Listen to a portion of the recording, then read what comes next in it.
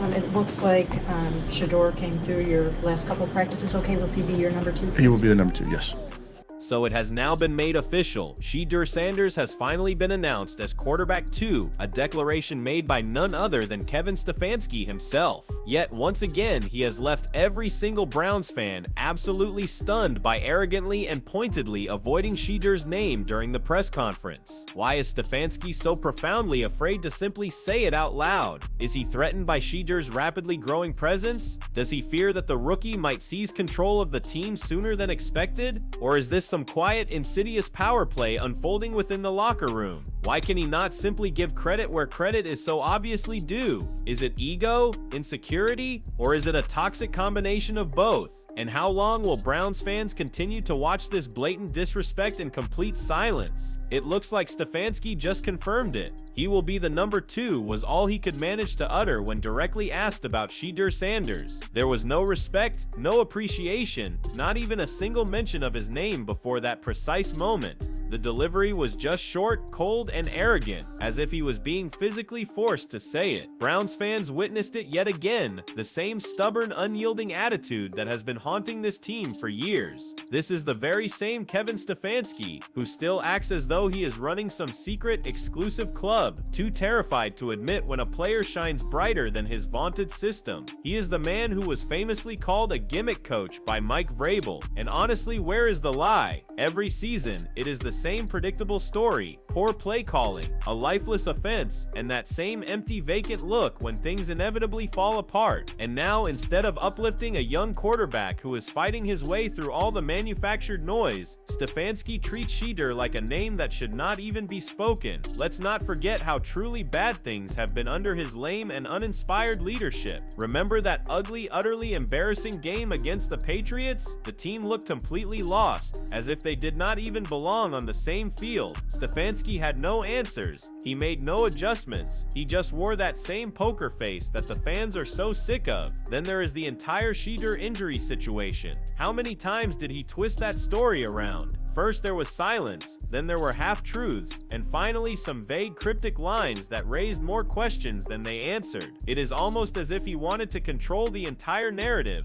keeping the fans in the dark while acting like he is the smartest man in the room. But newsflash, the fans see everything. They see how Shedeur gets treated, how his progress gets deliberately downplayed, and how Stefanski pretends it is all under control when it is so clearly not. So here is what everyone is thinking, but nobody inside the Browns building wants to say. Is Stefanski afraid of Shedeur's talent? Does he know that once Shedeur gets his real shot, his coaching genius will be exposed for what it truly is, overrated and outdated? Why can't he give credit where it's due, instead of hiding behind his system every single time? Is this about control or is it about ego? Because the way he acts, it feels deeply personal. And at this point, Browns fans deserve to know, how long will this man's pride stand in the way of progress? How long will he keep pretending everything is fine when it is so clearly falling apart right in front of him? The fans are furious, and honestly, who can blame them? Everywhere you look, Browns fans are asking the same thing. Why is Stefanski so uncomfortable even saying Shedeur's name? It is as if the word Sanders burns his tongue. The man literally shakes when reporters like Mary Kay bring it up, and that awkward pregnant pause before he finally says he will be the number 2 says absolutely everything. Fans are calling it weird, disrespectful, and downright unprofessional. They have never seen a coach in a professional organization act like this for so long. One comment after another points out how Stefanski fights so hard not to mention Shedeur directly, as if giving him any credit might expose something he desperately wants to keep hidden. Fans are tired of watching a coach be so cold and dismissive toward a young quarterback who has done nothing but work his way up, and the frustration goes even deeper. Fans are starting to lose faith in everything Stefanski says. They are calling him a liar, a manipulator, someone who hides behind his position while keeping Shedeur chained to the bench. People are saying they would rather see Shedeur go somewhere else next year, somewhere he can actually grow, just like Baker Mayfield did. Fans say there is no point in even talking about him anymore, because it is clear the Browns have no real plan to ever play him. They did not trade him when other teams reportedly showed interest, and that is what really confused everyone. It is as if the team wants to keep him, but not use him. One fan said, "I'll believe it when I see it. Old Kevin lies all the time."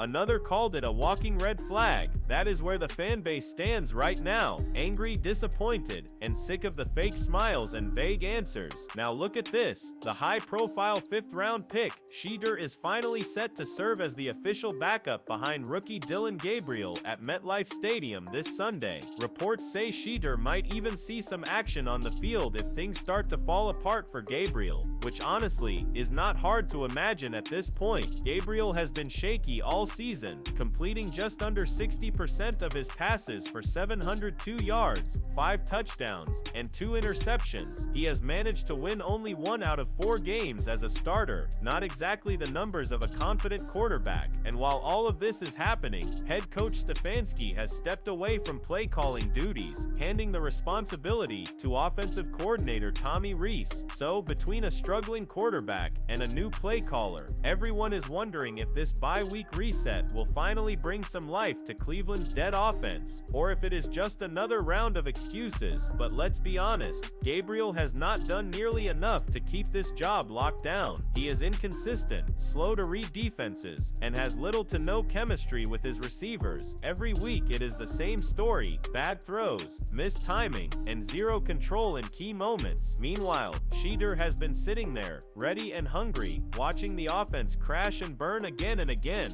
while Stefanski acts blind. The kid has the poise, the arm, and the leadership that this team has been so desperately missing. The fans can see it. The only one pretending not to is Stefanski himself. If Cleveland truly wants to turn things around, they need to stop protecting Gabriel and start giving Shedeur the reps he deserves. Enough talk about potential opportunities. It is time to let the man play. Looking forward to what Tommy's going to bring to the table with this game plan. Yeah, we've worked all week, Mary Kay, to make sure that putting a game plan together where our guys can go execute at a high level and play fast and those type of things. So Tommy's done a nice job throughout this week. Like I've told you guys before, that he's done this. I know hasn't done the NFL, but there's not much of a difference other than pressing a button. So he's more than capable. I think he understands this team, these players, and it also knows this, and our team knows this. It's not about one person. We all have to do our job on Sunday. Stefanski is once again talking in circles, saying a whole lot of nothing. Every single time he is asked a simple, direct question, he hides behind the same empty words about execution, playing fast, and doing our job. It is the same tired, worn-out speech that the fans have been hearing for years, all while the offense continues to systematically fall apart. He is now desperately trying to sell the idea that Tommy Rees, a guy with 0 NFL play-calling experience, will somehow fix everything. Stefanski says there is not much difference between college and the NFL except pressing a button. Really? That is how lightly he takes it? That single statement right there shows precisely why this team cannot seem to get anywhere. He talks as if coaching in the NFL is some easy, mindless video game, but every single Sunday, the Browns look as though they do not even know which buttons to press. The offense is still predictable, still lifeless, and still built around a series of short passes that go absolutely nowhere. Stefanski's tone says it all. There is no urgency. There is no accountability. It is just another week of pretending that everything is perfectly fine. And honestly, Tommy Rees is not going to save this offense. Stefanski said the exact same glowing things about the last play caller he handed power to, and that ended in a complete and utter disaster as well. The system is fundamentally broken, not the person who is pressing the button. You can switch play callers all you want, but if the same old tired mindset remains in charge, absolutely nothing will change. The offense cannot score, it cannot finish drives, and it cannot even keep the fans awake. How long are we going to pretend that this team just needs a better week of practice? Why does Stefanski always talk as if he is somehow above the problem when he is the problem? Does he really truly believe that throwing another inexperienced name into the mix will magically turn things around? Because the fans do not. They have seen this movie before, and they already know how it ends. Another wasted game, another wasted season, and another post-game press conference that is full of flimsy, pathetic excuses. And called Tommy a football savant and really praised his football knowledge, and even him calling plays at I think 27. Like, could you imagine calling plays at 27 for the programs he did? And what does that maybe say about him? Yeah, part of the reason first got to know Tommy was he came out here when he was at Notre Dame, and we just spent a day together talking ball, and gosh, we talked about all sorts of football and scheme and those type of things. And so he's somebody that's grown up around this game with his dad. Obviously played the game at a high level, and collegiately has had really great experiences in his coaching stops already. So I just think we're all a product of our environments, obviously, but I think the environments that he's been in Stefanski sounds more like have he set is him up trying really to well. sell a story than he is trying to build a winning football team. Instead of talking about tangible results, he is busy hyping up Tommy Rees as if he were some golden boy who just talks a good game. It is the same tired routine every single time. He romanticizes the past. He drops names like Notre Dame, and he talks about football knowledge and environments. But where are the wins? Where is the actual progress? The fans do not care who Tommy's dad is or how many conversations he has had about ball. What truly matters is whether or not the offense can actually move the chains and score points, something that Stefanski's teams have failed at over and over again. It is absolutely laughable how he treats these background stories as if they are definitive proof of future success, all while the team continues to sink deeper and deeper. And the worst part, Stefanski says all of this as if it somehow excuses his own failures. He hides behind words, he praises everyone around him, and he expertly avoids facing the fact that he is the one who has run this offense directly into the ground. This is not leadership, this is damage control, cleverly dressed up as praise. How many more times will he talk about potential before he is expected to deliver actual performance? The fans are completely done listening to these nice little speeches. They want wins, not another lecture about how well prepared someone is, while the scoreboard tells a completely different story every single Sunday. I asked Tommy yesterday about like when he knew or when you know as a up-and-coming play caller, like when you're ready for that role. Yeah. He couldn't give like the coaching perspective on like when you make that decision to give somebody that job, but what can you say about like being ready from your personal experience, and then also when you know a coach is ready for that? Yeah, I think it's the classic you don't know until you're out there, and truly, again, I think it's certainly it's a science, it's an art form, it's all those things, but we have a ton of coaches that are capable of doing this and have done it. Coach O'Shea's called plays before. Bill Musgrave's called plays before. So that's the nice part where we as coaches can lean on the people that have done it before us. But, if you've played Madden, you've called plays.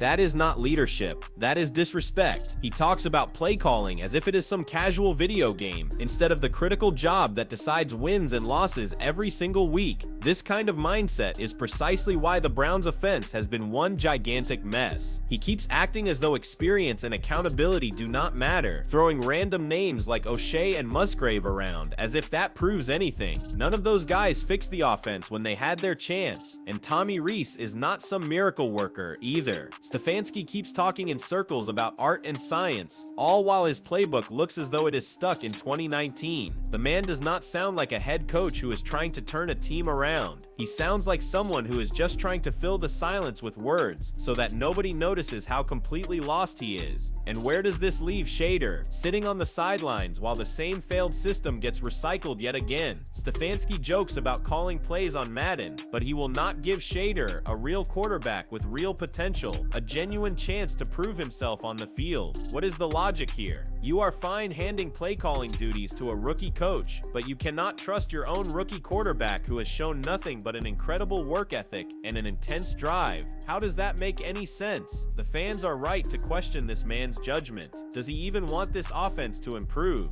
Or is he too busy protecting his own ego? Because it is clear to everyone else, if anyone deserves a real shot to lead this team and to bring some fire back, it is Shedeur Sanders, not the same tired names Stefanski keeps recycling out of a palpable fear of being outshined. Idea that he will call them from above with that vantage point up there? I've never called it from up top. I've been in the booth before as a coach. It is a great vantage point. It's very strange sometimes how sterile it is, and you don't hear the crowd as much and that type of thing. But it can. People have done it both ways. Mary Kay, I was with Norv for those years. Norv was up in the booth always calling it. So, except I guess when he was on the sideline as a head coach, but. Guys have different feel for where they want to be, but it's most important in what the play caller is comfortable with. It's just another rambling, utterly meaningless answer from Stefanski that says absolutely nothing of substance. Every single time he is asked a straightforward question, he contorts it into a boring, generic speech about different feels and comfort levels. Who honestly cares about where Tommy sits? The fans do not want to hear about vantage points. They want results, touchdowns, and wins. Stefanski sounds more like a man desperately trying to justify the chaos he has created than one who is actually leading a football team. He is talking about sterile booths while his offense looks completely sterile every Sunday on the field. Instead of fixing the real glaring issues, bad play calling, a complete lack of creativity, no discernible rhythm, he is busy giving textbook answers that do not move this team forward by a single inch. And while he keeps making these flimsy excuses about comfort and perspective, Shedeur still sits on the bench, helplessly watching a broken system go around in circles. Why not let the kid get a real shot? Why keep wasting time protecting coaches and quarterbacks who so clearly cannot get the job done? How much longer will Stefanski keep hiding behind these empty words while his team continues to crumble? Does he really think the fans are blind to how utterly stale this offense has become? Why does he talk about vantage points when he clearly cannot see what is right in front of him? That Shedeur is the spark this team so desperately needs. Anyways, once again, Stefanski's empty answers only serve to prove why the Browns fans are rapidly losing their patience. He talks about everything except what really matters, getting Shedeur on the field. This team needs action, not another speech. Like, subscribe, and stay tuned for more Browns updates. Do you think Stefanski is purposely holding Shedeur back, or is he just scared to face the truth?